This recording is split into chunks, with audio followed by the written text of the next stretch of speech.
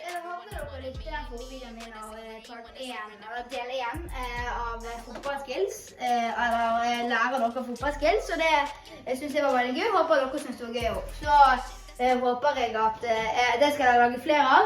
Og så kommer det andre innhold av landskampen i helgen for eksempel. Det kommer sikkert ting før den, og jeg bare være klar inn på YouTube-kanalen min.